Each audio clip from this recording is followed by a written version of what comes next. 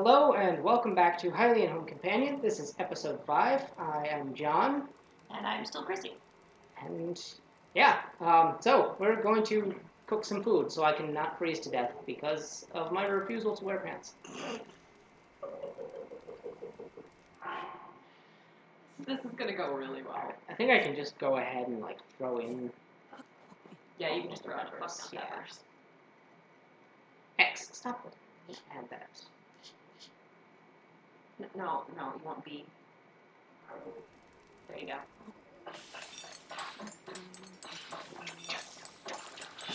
I love the cooking music.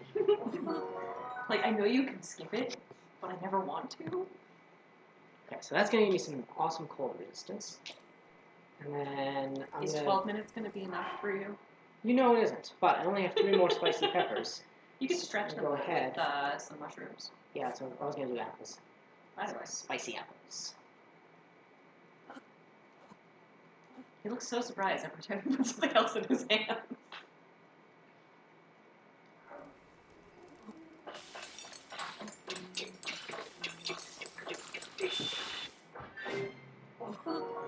Spicy cinnamon fruit. So that'll give me 21 minutes. God help you if that's not enough. You know it's not. I know. Okay. Now, where do I get a jacket? Just get that up top. You know what? I think you get that up top. Oh. But I just came from there. Well, you gotta climb the mountain regardless. So wait to eat food till you get up there. Okay.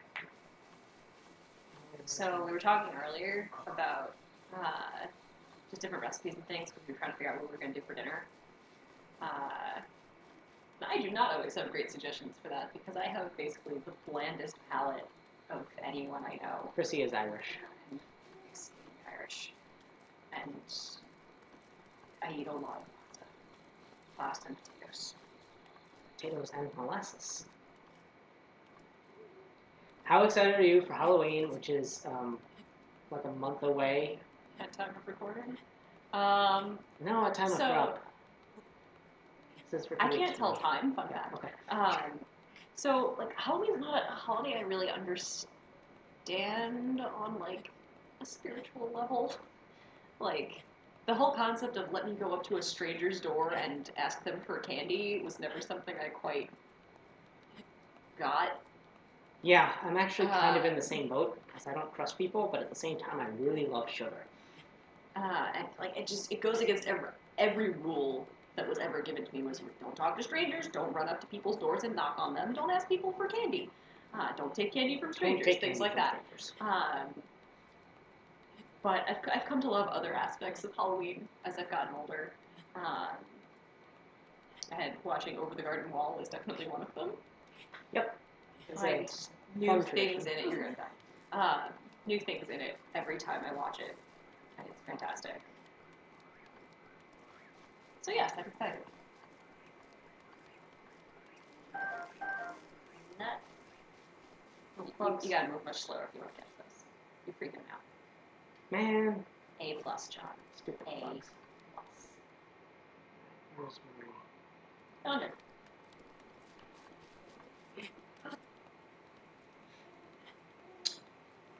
So yeah, tonight I think we're doing steak. And I have this really awesome dry rub recipe that's like, takes some onion powder, garlic powder, salt, paprika, a little bit of cayenne, and then your choice of like really spicy pepper. I think the original recipe calls for chili powder, but I, go a little bit hotter. You can do like white pepper, and then you either grill it or the other thing that is not grilling, where you do it in a pan over fire. Yes, thank you. Oh boy. And then you top it with some caramelized onion, and it is all good. I'm pretty sure I don't own that many spices. Like, I think I could probably count them all in one hand, the spices in my spice cabinet.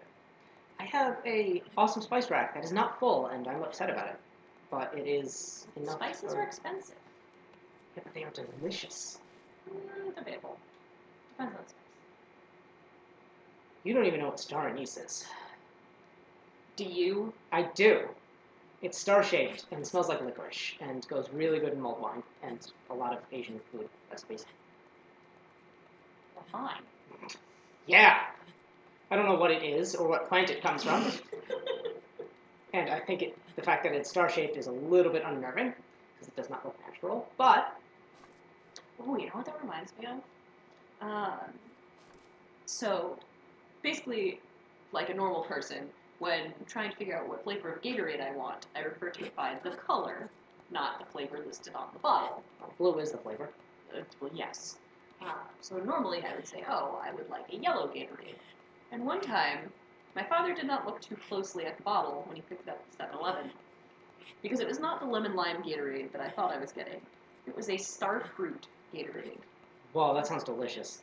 I'm like, I don't even know if it still exists. This was back in, like, I don't know, 98, 99. Yeah, it doesn't exist anymore. But I was just like, why are you selling starfruit Gatorade? Where's the lemon lime? What is this weird thing? I was not prepared. Which reminds me, when I went to Ireland with my family, probably about 10, 11 years ago now, we were on vacation for about a week, and we had some downtime one evening after exploring. I think we were in Dublin. That night, and we said, let's go catch a movie while we're here. We needed something a little quieter to do that evening. So we went to go see Mr. Bean's Holiday. Mm. It was fantastic. So as we're heading in, we pick up a couple snacks, and my father buys Starburst for me because they're her favorite candy. Fun fact about Starburst in Ireland. They are not the same flavor as Starburst in America. We didn't have a lot of time to inspect the candy before rushing in to catch the movie, as my family is wont to do. So I found out in the middle of the movie that some of the flavors in Ireland include lime, which was pretty good, standard strawberry, orange, and black currant. Nice.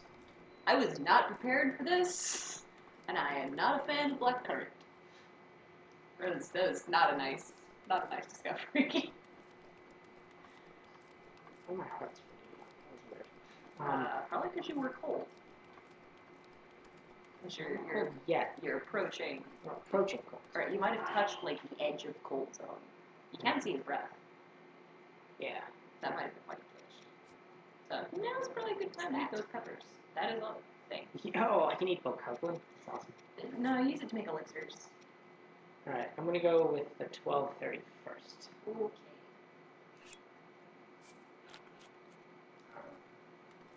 I like how he just like shovels it into his face. It's a spicy meatball. Yeah, I think you want to go up, like to the left there. Not that far. Like up yonder where that glowing shit is. The moon? Sure. Oh, I'm going in that direction. I'm gonna get down. Yeah. Well, you don't have the paraglider yet. Oh, yeah, kill that. Combat. This will be good. Climb down here.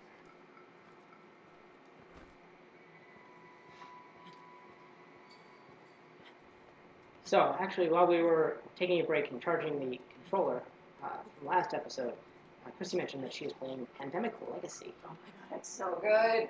It's so good. So I think we are okay with spoilers because the game has been out for about a year and a half. Spoiler alert for anyone who has not played it yet. I should probably take out a good weapon before we do this. Yeah, you're not going to want to fight them with a leaf. Just a hunch. So I had really loved playing Pandemic 2, the computer game. That got me through a lot of undergrad. And Madagascar, every time. Every time. I think I managed to beat it exactly once. But so, I heard the board game had come out. I was super excited to try that. Really loved that when I had a chance to play it. And then I was recently invited to play Pandemic Legacy with some folks. And I was like, absolutely, sign me the fuck up for that. Where do you want me? And it is kicking my ass so far, but I love it. I absolutely love it. Which episode are you on? We just finished March. missed the first session. Um, smart. I got the job done. Yes. This playthrough is basically just like brute force the musical. But yeah, Pandemic is great, and like I love his teeth out of his mouth. yes. So when I was an undergrad and playing Pandemic on the computer, that was about the time that the swine flu pandemic happened. And so I'm the kind of person that likes information a lot. It's why I'm a librarian. So I went, I track hurricanes for shits and giggles, pardon me. You have no horse, that button's not going to help you. Oh, I was whistling for the business. No. So I don't know how I got around to doing this, but for some reason I was tracking the spread of the swine flu pandemic on a map in my dorm room. It may have gone a little too far, which is why I started playing Pandemic instead. It was a little less creepy.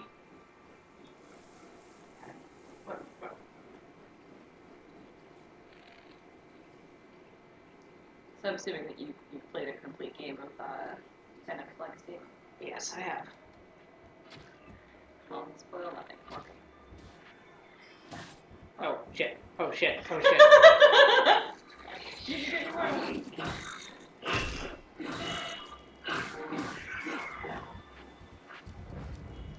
gonna wanna... Oh. Oh my god.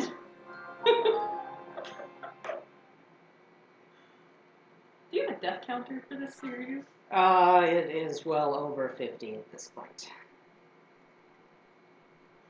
It might be worth counting. Just a thought. So, I played actually a couple of new games recently.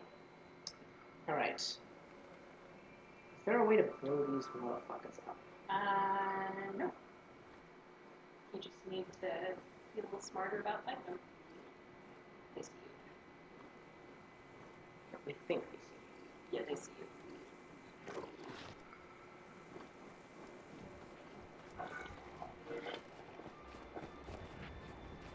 Anyway, so those games you were playing? Yes. Oh, God, no, that's water.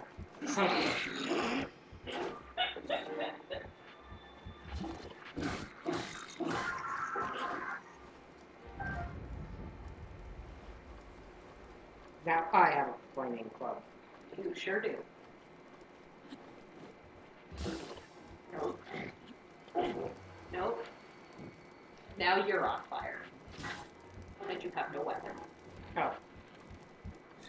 That's not good. You might want to, cook something. Just a thought. Yes, anyway, I played this one game that actually one of my friends developed and actually brought to publication called Sanni Ichi, which is a ninja-based, it's a really simple to pick up card game. You get...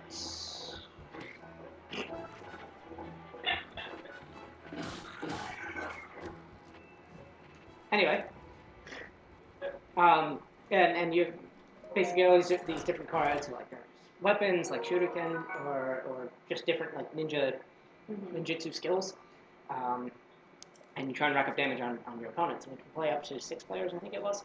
And he was demoing it at this game store from the Upper West Side near Columbia that just opened up, called Hex & Co. Not asked to sponsor them, but they are a really great place if you happen to live in the New York area. Go check them out. It's $10. You get unlimited play. They have a library of like 200 games. You're going to go that way. Yes. That's up. I'll not have. Assuming I'm going to freeze to death, I'm trying to swim. Yeah, you're free to bet. You might want to eat some food just in case you encounter anything else that wants to kill you. Just a thought. Eating food. And another game we tried to play was this thing called Grand Hotel Vienna, which is, I don't know how familiar, Percy, you are with gaming terminology, but a Euro game. Oh, yeah. You know Euro games. It is the most... Yeah. it is like the perfect essential Euro game. It was so absurdly complex. It took us a good half an hour just to like get to the board setup. Oh my god. And Yeah, I've played some monsters. Played some monsters. That way. So somewhere I can we'll make it up there. And there are some that I care for, and some that I don't. Depends on like,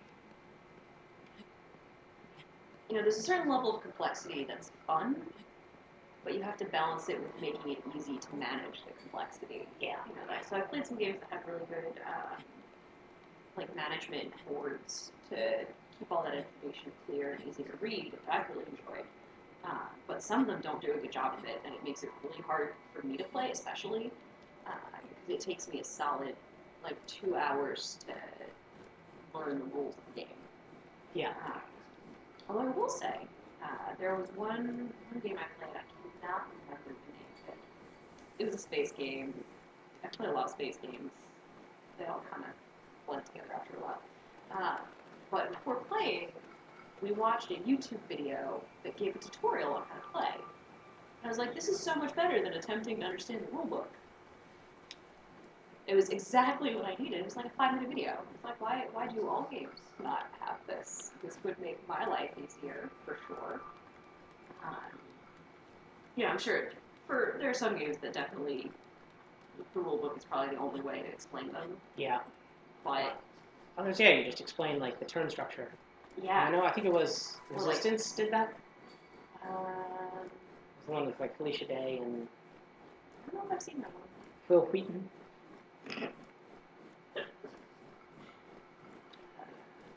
But yeah, the Resistance it's not a particularly well balanced game, but you have got this terrorist organization trying to bring down the government, and there's a mole within, and you have to figure out who the mole is.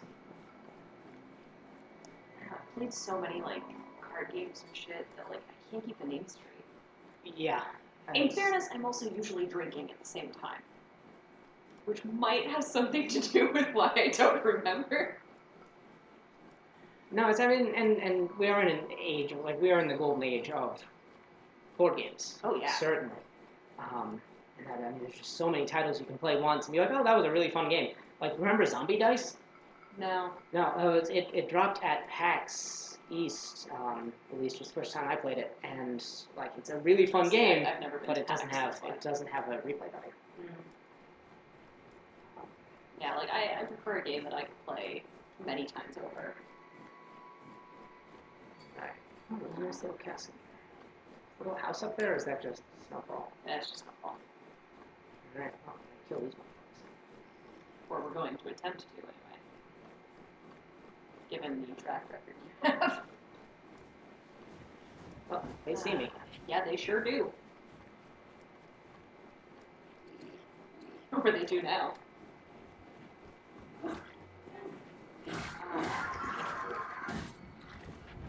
Yeah, I'm trying to think of the names of the ones I've really enjoyed, but other than Pandemic, I can't think of the names of games, only the style of play or distinct pieces from them. The space game I was thinking of, for instance, there was a race of people that I was playing as that were basically snake people wearing wizard robes. And I was losing that game from minute one, and I was totally okay with that.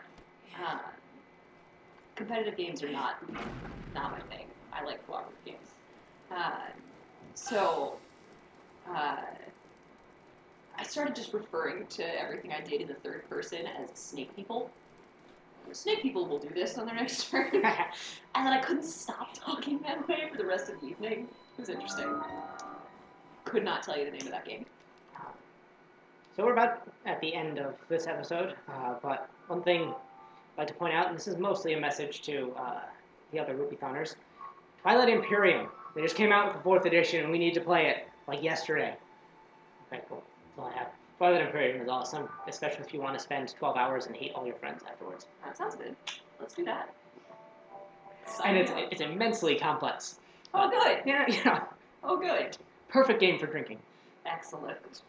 Okay, and with that, this has been episode 5 of Hylian Home Companion. I'm John. And I'm Chrissy. We will see you next week. Bye-bye.